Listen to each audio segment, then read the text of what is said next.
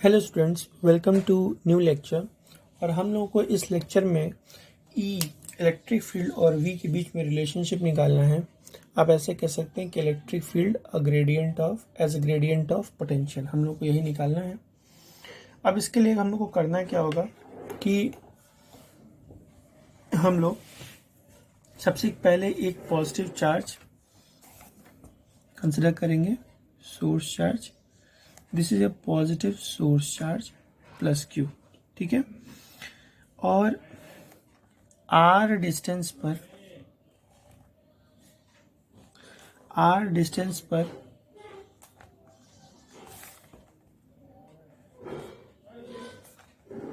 Point A है और इससे कुछ डिस्टेंस dx पर, ए से dx डिस्टेंस पर पॉइंट बी है, ठीक है। अब क्या है कि यहाँ पर जब आप देखोगे तो इलेक्ट्रिक फील्ड लाइंस का डायरेक्शन तो पॉजिटिव से इधर की तरफ होगा, तो इलेक्ट्रिक फील्ड लाइंस का डायरेक्शन इधर की तरफ हो गया। और इनफाइनाइट पर एक चार्ज क्यू नॉट था प्लस क्यू नॉट, जो किसी एक्सटर्नल एजेंट से इधर की तरफ आ रहा है, ठीक है। आप लिख सकते हैं Q naught is moved by some external agent, ठीक है। ऐसे मोशन कर रहे हैं। आप ये dx की जगह dr कंसिडर कर लीजिए, ताकि हमने इसको r माना है तो ये भी dr बना रहे हैं। इस पॉइंट को आप o मान लीजिए। अब क्या है कि पोटेंशियल जो va पे है, जो यहाँ पे पोटेंशियल है वह उसको हम v मान ले रहे हैं, और जो पॉइंट b पोटेंशियल है हम उसको v माइनस डी मान ले रहे हैं, पोटेंशियल एट b पर। तो यहाँ पे पहले ही कंसिडर कर लीजिए कि लेट क्या va is equal to v is equal to potential at point A. और जो पोटेंशियल vb का है उसको हम v minus D V consider कर रहे हैं, और उसको कहेंगे हम लोग पोटेंशियल एट पॉइंट बी। बात सुन आ रही? अब क्या है कि जब भी कोई एक्सटर्नल फोर्स रिक्वायर्ड होता है किसी पॉजिटिव डिस्चार्ज क्यू नॉट को किसी दूसरे इलेक्ट्रिक फील्ड में ले आने के लिए, तो हमारे पास इलेक्ट्रोस्टैटिक फोर्स लगता है। भाई इस क्यू नॉट को अगर आप इधर लेके आएंगे इस इलेक्ट्रिक फील्ड के अपोजिट डायरेक्शन में, तो इसके ऊपर कोई ना कोई एक फोर्स अप्लाई करेगा कि नहीं करेगा? करेगा। तो वो फोर्स हो जाएगा F is equal to minus Q naught, क्योंकि माइनस हम इसलिए लगा रहे हैं क्योंकि अपोजिट डायरेक्शन में। तो आप लिखोगे कि the external force required to move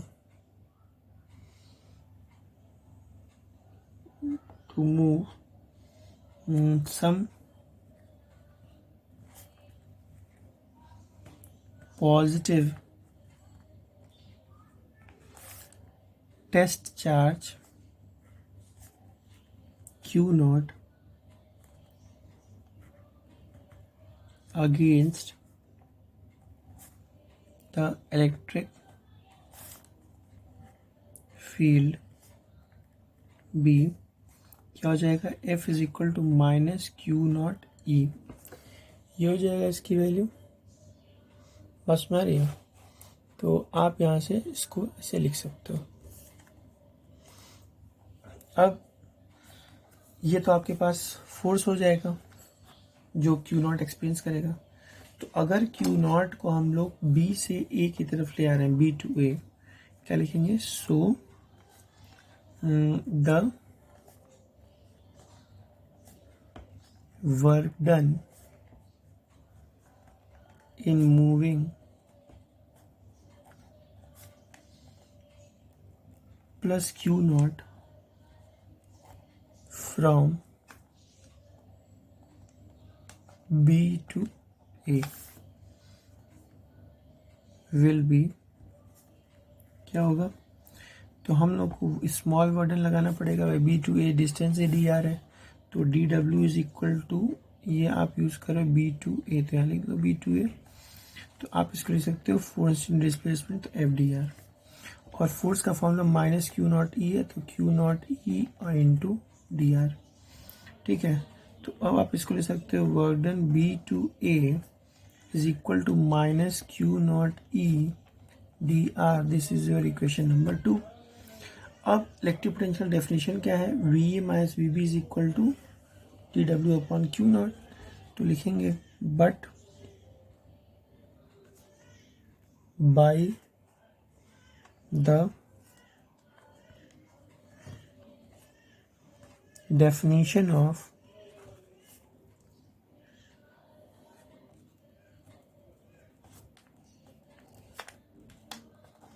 potential difference VA minus VB is equal to W B2A divide by Q not, यही होगा फॉर्मूला। अब आप इस VA की वैल्यू, हमने देखो यहाँ पे लिखा है V और VB की वैल्यू V माइनस डी, तो आप सब्स्टिट्यूट कर दीजिए, तो जाएगा V minus V minus D V, और ये वैल्यू हो जाएगी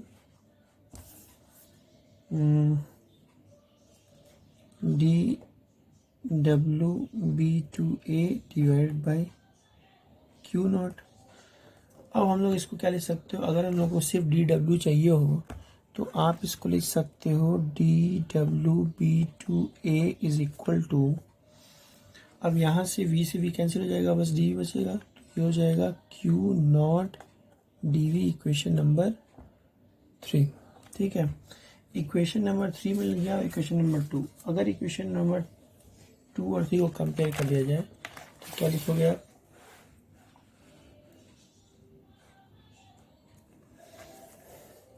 comparing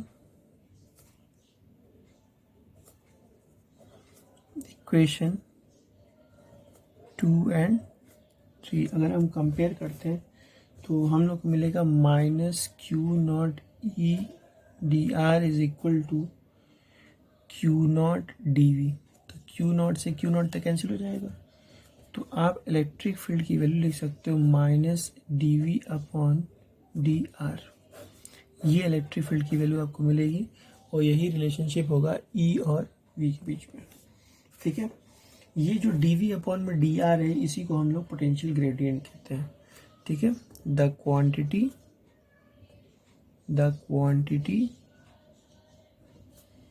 dV upon dr is known as potential gradient. इसी को हम लोग क्या बोलते हैं, पोटेंशियल ग्रेडियंट बोलते हैं। ठीक है, तो ये हो जाएगा हमारे पास potential gradient.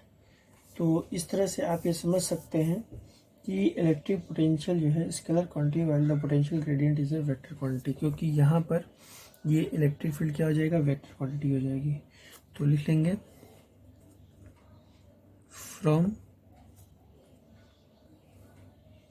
The above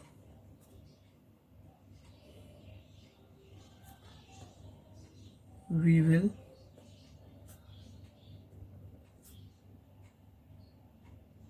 clearly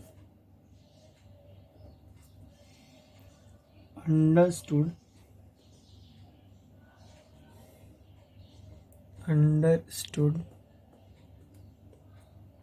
that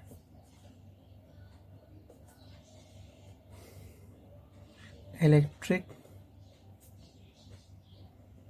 potential is a scalar quantity while potential gradient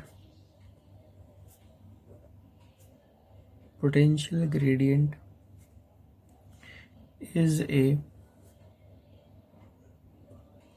vector quantity। ठीक है, क्यों ऐसा हो रहा है? क्योंकि न्यूमेरिकली जो है इलेक्ट्रिक फील्ड जो है क्या होता है, वेक्टर क्वांटिटी होती है, इस वजह से हम लोग इसको ऐसा कह सकते हैं।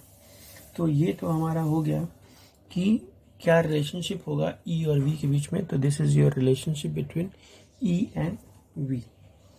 अब एक इम्पॉर्टेंट बात यहाँ से निकल के आती है कि क्या हम लोग इससे जो ये रिलेशनशिप है, ये रिलेशनशिप सही है कि गलत है? क्योंकि हम लोग अगर ये रिलेशनशिप सही है तो हमको इलेक्ट्रिक फील्ड वाला फॉर्मूला मिल जाना चाहिए। तो आप लिख सकते हैं कि the above relationship help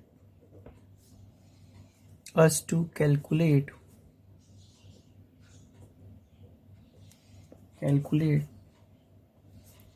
the intensity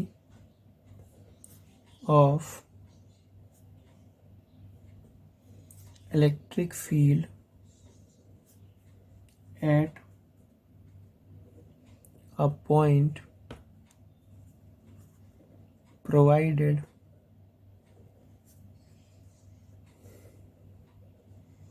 potential at that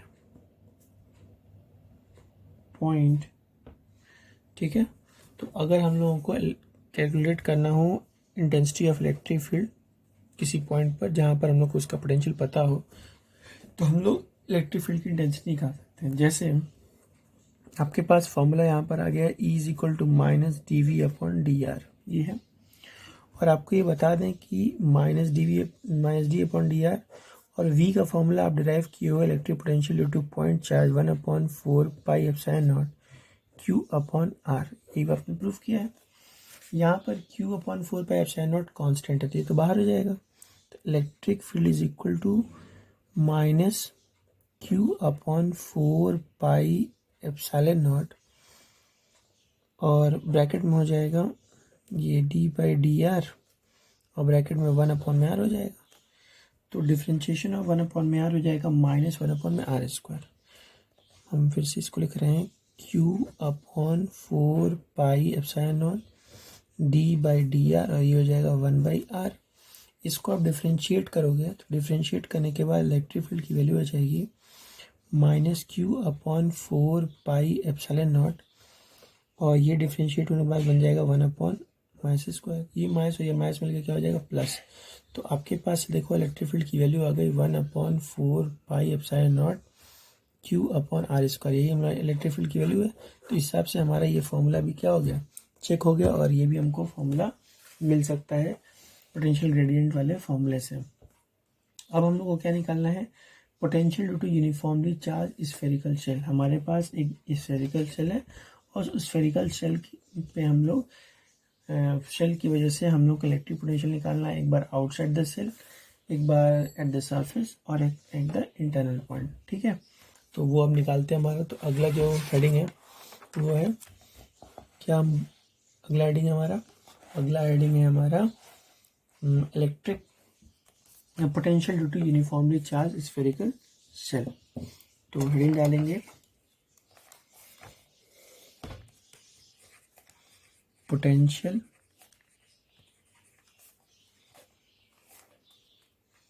due to uniformly charged spherical shell. हमारे पास स्फेरिकल शेल है, वो यूनिफॉर्मली चार्ज है और इसकी वजह से हम लोग को पोटेंशियल निकालना है। ठीक है, 3 कंडीशन है। एक कंडीशन ये है कि हम लोग एक्सटर्नल पॉइंट निकालें, तो हम लोगों को निकालना होगा we have to calculate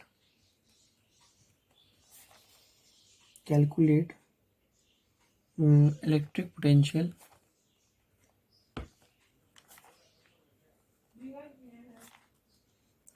potential पहला at any external point which is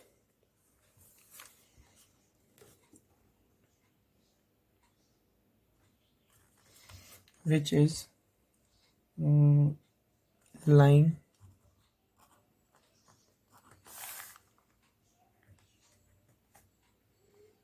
outside the shell। ठीक है, पहला यहाँ निकालना है, दूसरा निकालना है at the surface of the shell. At the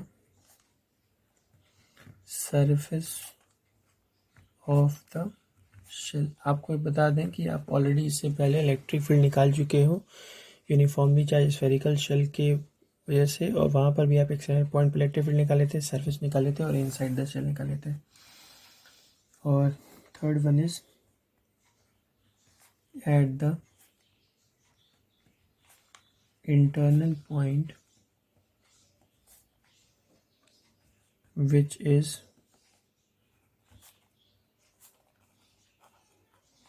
lying inside the cell।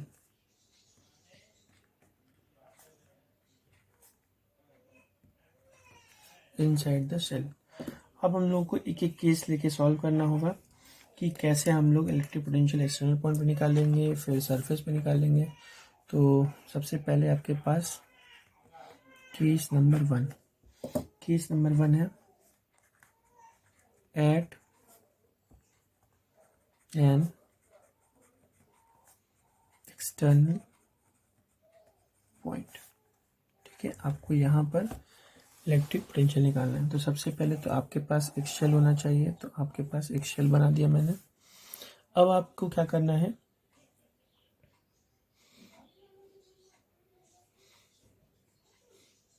अब ये शेल की वजह से आपको अब शेल पे क्या है कि यूनिफॉर्मली इसके ऊपर चार्जेस क्या है, डिस्ट्रीब्यूट है। तो हमने इसके ऊपर यूनिफॉर्मली चार्ज क्या कर दिया, डिस्ट्रीब्यूट कर दिया। जैसे क्वेश्चन में जैसे हमको यहाँ पर हेडिंग दिया गया है कि पोटेंशियल जो है यूनिफॉर्मली चार्ज डिस्ट्रीब्यूशन पे हम लोग निकालना है। अब आपको बता दें कि जो आपके पास ये शेल है, इस शेल का रेडियस हमने कैपिटल आर कंसिडर किया है। ठीक है, और ये पॉइंट ओ है। यहाँ से आर डिस्टेंस पर, मतलब स्मॉल आर डिस्टेंस पर एक पॉइंट पी है, और यहाँ से लेके यहाँ तक का डिस्टेंस हमने टोटल स्मॉल आर कंसिडर किया है। और वहीं पर हम लोग को इलेक्ट्रिक पोटेंशियल निकालना है। जो टोटल चार्ज इसके ऊपर डिस्ट्रीब्यूट है that is plus Q amount of charge इस पूरे स्फीयर पर डिस्ट्रीब्यूट है। ठीक है, अब यहाँ पर गॉस थ्योरम में हम लोग इलेक्ट्रिक फील्ड निकाले थे सेंटर ऑफ द सेल। वहाँ पर इलेक्ट्रिक फील्ड की वैल्यू आई थी E = 1/4πε0 Q/r²। अगर याद आ रहा होगा आपको तो आप लिख सकते हो from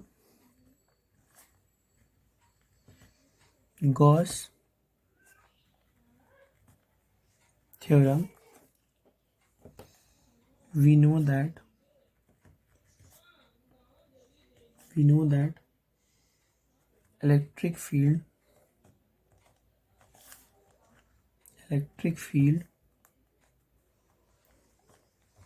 at distance,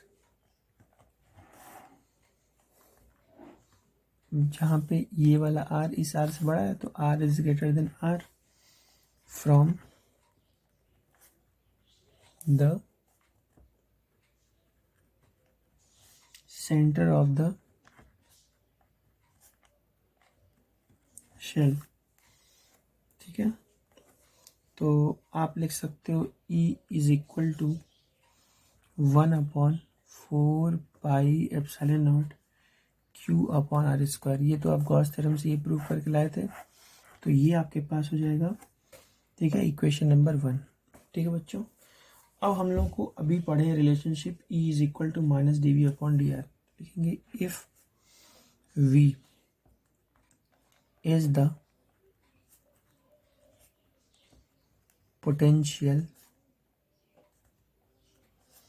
at point P, then we have क्या है हम लोग के पास, तो ऐसे कंडीशन में E is equal to minus D V upon D R है। ठीक है, तो आप यहाँ से लिख सकते हो D V is equal to minus E D R, और ई की वैल्यू यहाँ पे आप सब्स्टिट्यूट कर दोगे तो आपके पास आ जाएगा, अगर इंटीग्रेट करते हैं नेट पोटेंशियल निकालने के लिए तो आप इसको डी वी करोगे इक्वल टू माइनस इनफाइनाइट से आप आर लिखोगे और ये हो जाएगा ई डी आर, इसको हमने इंटीग्रेट कर दिया। अब ई की वैल्यू आपको सब्स्टिट्यूट करनी है तो आप लिखोगे माइनस इनफाइनाइट टू आर, और इसकी वैल्यू है 1/4 pi epsilon naught Q upon R square. इतनी वैल्यू आपके पास आ गई। अब आपको क्या करना है कि इसको इंटीग्रेट कर देना है। जब आप इंटीग्रेट करोगे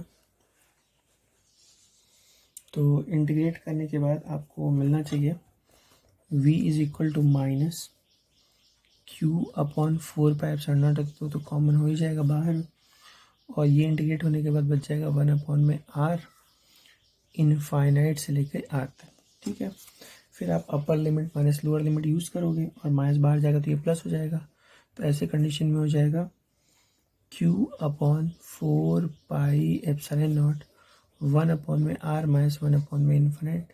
किसी को इन्फिनिट से डिवाइड करेंगे तो वो तो वैल्यू जीरो हो जाएगी, तो बचेगा कि आपके पास वही potential 1/4 pi epsilon naught q upon R. इसका मतलब कि आउटसाइड द शेल हम लोगों को ये वैल्यू मिलेगी v के लिए। ठीक है, अब हम लोगों को क्या निकालना है, अब हम लोग को निकालना है at the surface of the shell. तो केस नंबर टू क्या है, at the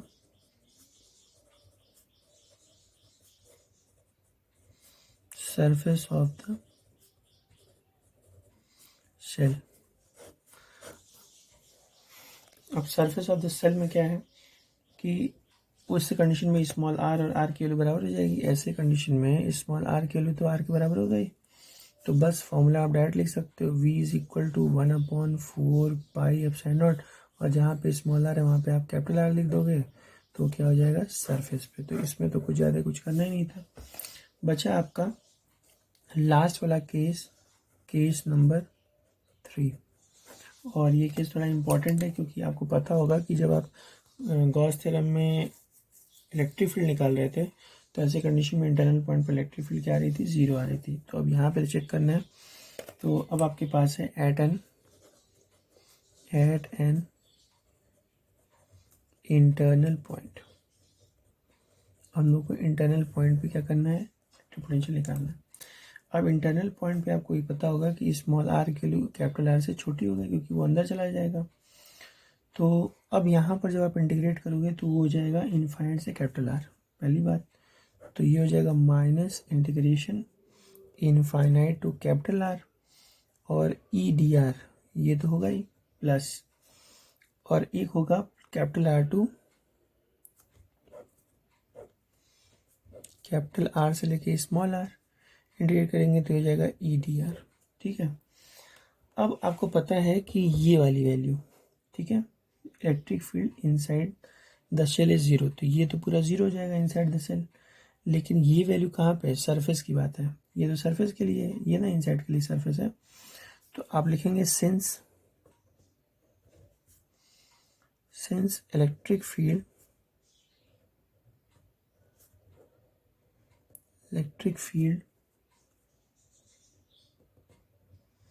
inside the shell is 0, so ऐसे कंडीशन में इंटीग्रेशन कैपिटल आर से लेके स्मॉल आर और जो ई डी आर ये तो ज़ीरो हो जाएगा। बात सुना रही?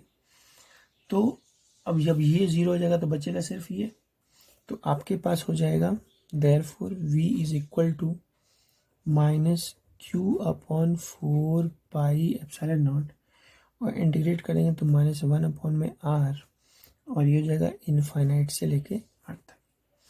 तो ये वैल्यू हो जाएगी q upon 4 pi epsilon naught, और ये हो जाएगा 1/r से लेके इनफाइनाइट तक।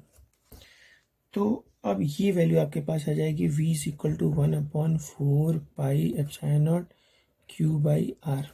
एक चीज़ आपको कॉमन देखने को मिल रही होगी, एट द इंटरनल पॉइंट और at the surface of the shell दोनों क्या वैल्यू आ रही है, बराबर वैल्यू आ रही है।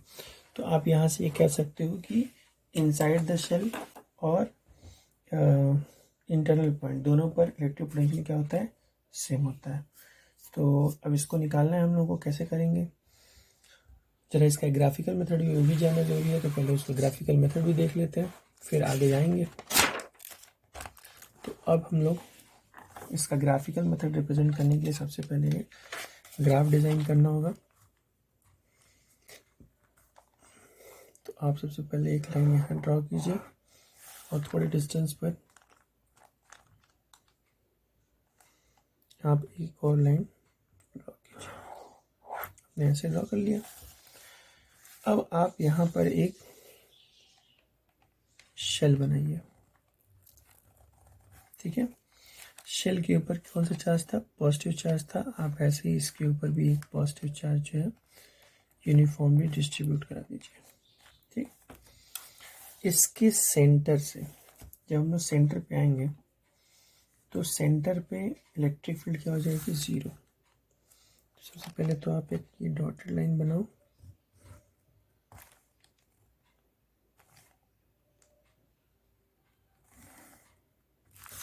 तो ये रहा आपका इलेक्ट्रिक फील्ड वाला लाइन ई, और ये भी आप इलेक्ट्रिक फील्ड के लिए ग्राफ बना रहे हैं और ये यहाँ पर पोटेंशियल के लिए ग्राफ बना रहे हैं, दोनों हम साथ साथ बना रहे हैं।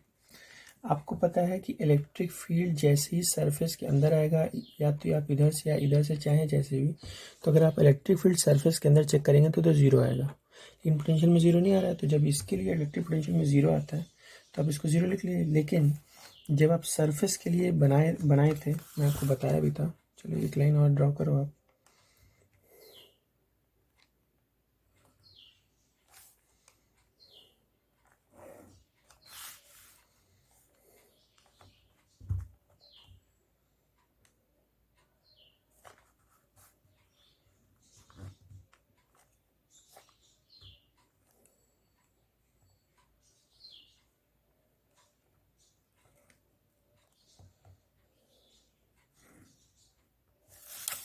ठीक है। तो ये हमने ड्रॉ किया। तो आप जब इलेक्ट्रिक फील्ड में ग्राफ ड्रॉ किए होंगे तो मैंने ये ग्राफ जो है ऐसे चाहते हुए दिखाया था, और ये कहा था कि इलेक्ट्रिक फील्ड जो है इनवर्सली प्रोपोर्शनल है आर स्क्वायर के, ठीक है। ऐसे ग्राफ इधर भी जाएगा। तो सरफेस पर इलेक्ट्रिक फील्ड सबसे ज़्यादा होती थी, तो इलेक्ट्रिक फील्ड हमने सरफेस पर सबसे ज़्यादा शो कर दिया, ठीक। अब बात आती है पोटेंशियल की। ये आपके पास माइनस आर है और ये आपके पास प्लस आर है। यहाँ तक ये अगर आप इसको कंसिडर करते हैं तो ये आपके पास यहाँ तक एक कैपिटल आर है, ये भी आपके पास कैपिटल आर है। अब अगर आप पोटेंशियल की बात कर रहे हैं तो पोटेंशियल आप कह रहे हो कि सरफेस पे, मतलब दोनों अगर आप इधर से लेते हो तो इस सरफेस पे भी, इस सरफेस पे पोटेंशियल बराबर है, और इसके अंदर भी पोटेंशियल उतना ही होगा जितना सरफेस पे होगा। इसका मतलब पूरा ये कांस्टेंट वैल्यू होगी। तो आप इसको एक बराबर कंसिडर कर लो, ठीक है। यहाँ पे ज़ीरो है, हमने कुछ ड्रॉ नहीं किया यहाँ पे, लेकिन ये क्या है, बराबर। और पोटेंशियल जो है धीरे धीरे घटता चला जाएगा जैसे जैसे हम लोग दूर जाएंगे। तो आप कह सकते हो कि potential is inversely proportional to R, और यहाँ पे पोटेंशियल भी इनवर्सली प्रोपोर्शनल टू आर। यहाँ पे क्या है, माइनस आर, यहाँ पे क्या है, प्लस आर, ठीक। ये जो डिस्टेंस आपको दिख रहा है वो माइनस आर का है, ये क्या है, प्लस आर का, ठीक है। तो आप इस तरह माइनस आर और प्लस आर रिप्रेजेंट कर लोगे तो ये आपके पास ग्राफिकल रिप्रेजेंटेशन हो जाएगा इलेक्ट्रिक फील्ड और पोटेंशियल के बीच का। ये कंपैरिजन भी आप लिख सकते हो, ठीक है। अब इसके बाद जो हमारे पास अगला टॉपिक आएगा वो होगा इक्विपोटेंशियल सरफेस। तो वो हम लोग अपने नेक्स्ट लेक्चर में पढ़ेंगे। तो जो बच्चों आप जो भी पढ़ रहे हो बिना स्किप किए वीडियो देखोगे तो आपको ज़्यादा कंपैटिबिलिटी मिलेगी और आपको समझने में आसानी होगी। और बाकी आपको कोई भी दिक्कत होती है आप कमेंट बॉक्स में लिखो, मैं उसका ज़रूर कुछ ना कुछ वीडियो बना के या जैसे भी आपके सारे प्रॉब्लम्स को मैं सॉल्व करूँगा। Thank you everyone.